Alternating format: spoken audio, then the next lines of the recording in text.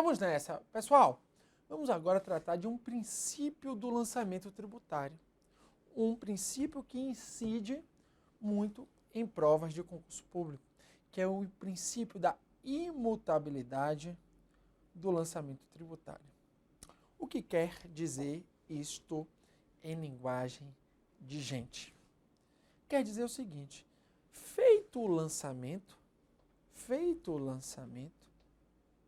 né, esse lançamento, em regra, não pode ser alterado.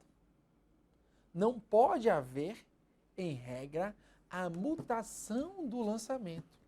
Você viu comigo que o lançamento, ele traz os aspectos da norma tributária. Então, ele traz o aspecto material, que quer dizer o quê? O que está sendo tributado. Ele traz o aspecto temporal, que é o momento, né, da ocorrência do fato gerador. Ele traz o aspecto espacial, onde está sendo feito essa tributação, tá? Local da incidência.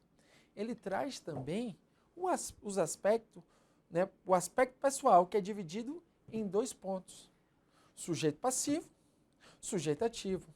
Então, ele identifica quem está cobrando, identifica quem vai pagar.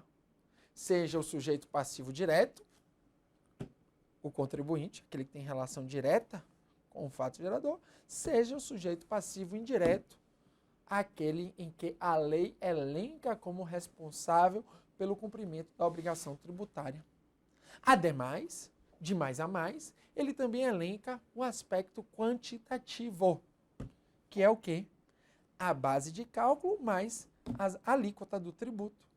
Então, em regra, porque vocês bem sabem que existem as espécies tributárias que são denominadas com alíquota fixa.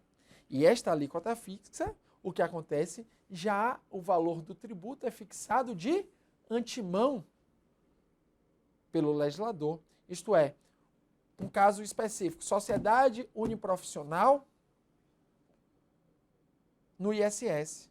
Sociedades uniprofissionais de médicos, de dentistas, sociedades uniprofissionais de advogados, de psicólogos, de contadores. Todas essas sociedades uniprofissionais, elas pagam um valor fixado de antemão pelo legislador por cabeça. Por exemplo, R$ 820 por ano. Então, aí não há base de cálculo. Por quê? Porque já há um valor fixo, né, estabelecido. Mas, em regra, quando o tributo não é fixo, né, o tributo é proporcional, o tributo é progressivo, o próprio lançamento tributário vai, de acordo com o seu princípio documental, estabelecer a base de cálculo, né, o valor da mercadoria, o valor venal do imóvel, o valor venal do automóvel terrestre, o valor da terra nua no ITR. Então, estabelece a base de cálculo e a alíquota, né, salvo nos casos em que o tributo é fixo, porque nesse caso não há base de cálculo, porque o valor já é fixado de antemão pelo legislador. Também acontece o tributo fixo, em muitas vezes, e você já deve ter percebido isso, nas taxas. Nas taxas já é fixado o valor de antemão pelo legislador, ok? Então, o lançamento, ele traz todos esses aspectos da norma tributária. E sendo assim, o lançamento tributário é considerado imutável. Não se pode modificar o lançamento. E esse princípio da imutabilidade, ele está estabelecido na nossa legislação. Em que dispositivo, Nilo, ele está estabelecido?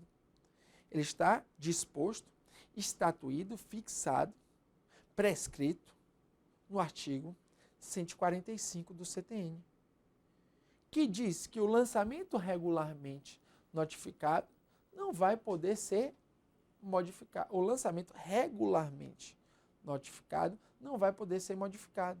Ou seja, em regra, não vai poder ocorrer alteração. Todavia, contudo, porém, como tudo na vida, há exceção. No caso do princípio da imutabilidade do lançamento, existem 3 exceções. Sendo que uma exceção A do artigo 145, inciso 3, traz 9 hipóteses. Então, aí, você poderia estabelecer, na verdade, 11 exceções. Mas, você, para a sua prova, você vai ter que saber essas exceções ao princípio da imutabilidade. Quais sejam? Revisão de ofício do lançamento, impugnação do sujeito passivo e todos os 9 casos previstos no artigo 149 do CTN.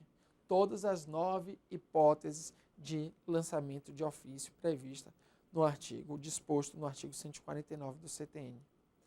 Em outras palavras, o CTN dispõe, no artigo 145 do seu Codex, né, o seu código, o Código Tributário Nacional, dispõe sobre o princípio da imutabilidade tributária, que quer dizer que o lançamento ele é imutável, em regra não pode ser alterado, salvo, exceto nos casos de revisão de ofício,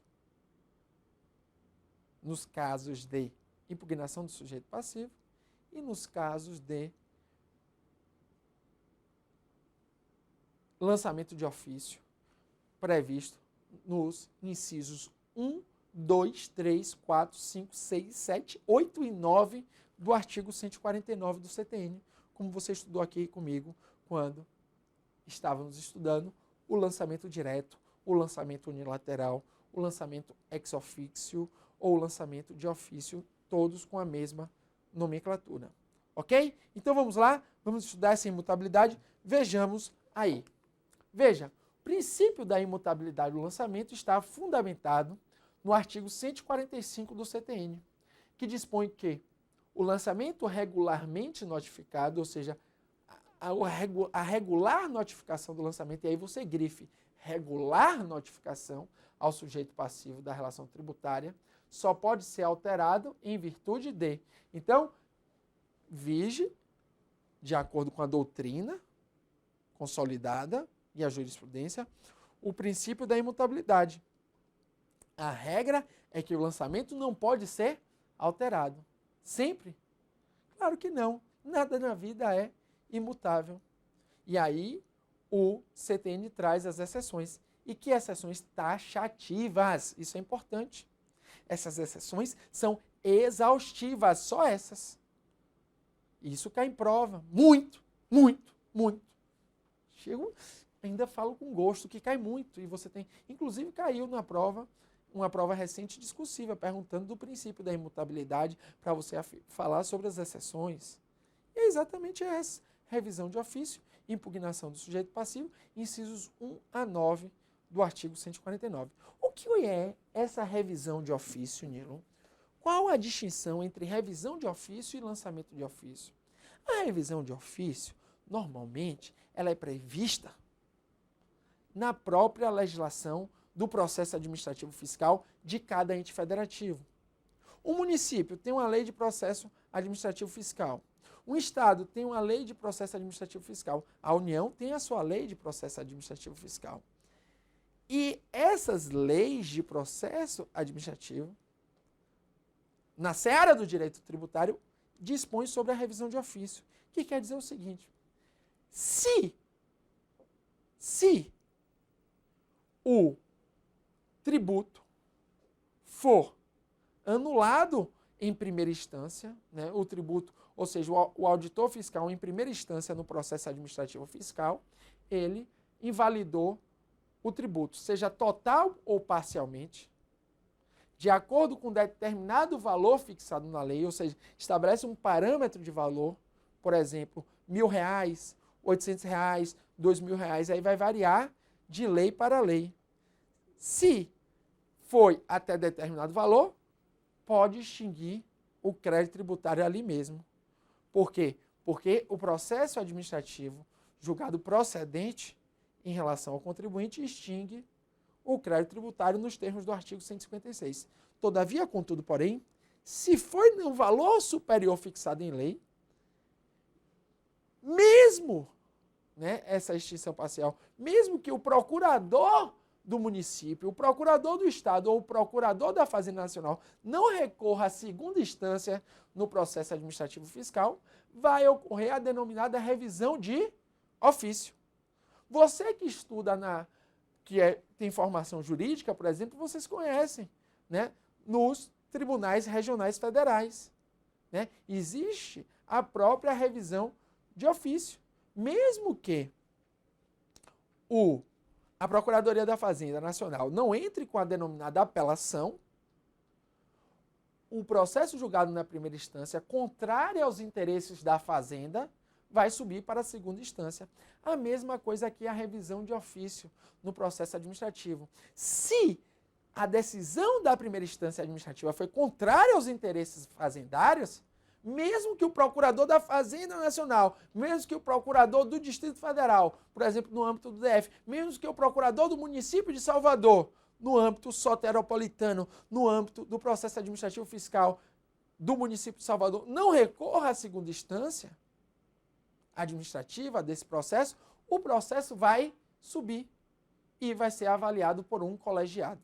É isso que diz a revisão, né, de ofício. Já a impugnação do sujeito passivo, você já sabe, né? A impugnação do sujeito passivo é, né, o sujeito passivo impugna o lançamento, que pode ser na via judicial ou na via administrativa, né? Normalmente com a denominada ação anulatória. Então, essa revisão de ofício ou recurso de ofício é exatamente esse caso em que, na primeira instância, há o julgamento contrário aos interesses fazendários, mas claro que se estabelece aí um limite de valor. Então, é imutável o lançamento? É, salvo nos casos de impugnação do sujeito passivo, sobretudo através da ação anulatória, nos casos de recurso de ofício, que esse recurso, quando a decisão de primeira instância administrativa é contrária aos interesses fazendários, então ele sobe o processo, ou as 9 hipóteses previstas no artigo 149 do CTN, ok? Veja que, nesse sentido, preservando a estabilidade da relação jurídico-tributária, verificamos que, salvo nas hipóteses elencadas no artigo 145, o lançamento tributário regularmente notificado ao sujeito passivo é administrativamente imutável, né? Uma vez que o sujeito passivo não pode ficar à mercê da conveniência da atuação do agente fiscal, ou seja, salvo nesses casos, lançamento em razão da segurança jurídica é imutável, salvo em casos de recurso de ofício, impugnação do próprio sujeito passivo e os casos do artigo 149 do CTN. Realçamos que as hipóteses de alterabilidade do lançamento previstas no artigo 145 do CTN também são casos de modificação do crédito tributário, é claro, pode-se modificar aí o crédito tributário em caso de impugnação do sujeito passivo, em caso de recurso de ofício ou em caso, né, nos casos de lançamento de ofício previstos no artigo 149 do Codex. Veja aí essa questão da ESAF. A ESAF, no concurso, né, de analista tributário da Receita Federal, considerou incorreto. O tributo por força do CTN é lançado mediante atividade administrativa plenamente vinculada. Até aí estava perfeito, né? O lançamento é um procedimento administrativo plenamente vinculado. Isso está previsto tanto no artigo 3º, quando fala que o tributo é cobrado mediante atividade plenamente vinculada, quando fala que no artigo 142, parágrafo único, que o lançamento é uma atividade vinculada da autoridade administrativa. Então, ele está plenamente vinculado. Até aí está tudo certo. Não sendo admissíveis impugnações de qualquer natureza, aí torna o item falso, uma vez que é possível, em casos de recurso de ofício, no caso de impugnação do sujeito passivo e nas 9 hipóteses de lançamento de ofício previstas no artigo 149 do CTN. Aquele abraço.